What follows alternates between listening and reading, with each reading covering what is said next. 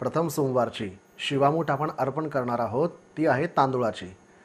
शिवामुठीचं जे काही धान्य दर श्रावण सोमवारी सांगितलं जातं ते धान्य पहिले स्वच्छ निवडून घ्यावं, स्वच्छ करावं आणि त्यानंतर मूठभर धान्य आपल्या हातात घेऊन शिवलिंगाला अर्पण करायचं असतं. कारण ज्ञान असो, धन असो, अगर धान्य असो, ते वाटल्याने जास्त वाढत असतं.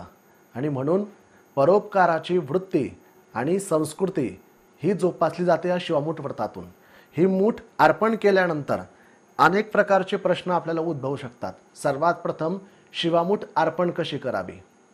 दुसरा प्रश्न, शिवामूठ अर्पण करून झाल्यानंतर त्या धान्याचं नेमकं काय करावं?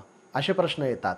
त्या प्रश्नांचे उत्तर देताना शिवामूठ अर्पण करताना 3 प्रकारे अर्पण करता येते. सर्वात प्रथम, मूठभर धान्य घेतल्यानंतर आपण जो अर्पणाचा मंत्र आहे तो सामूहिक म्हणणार. म्हणून झाल्यानंतर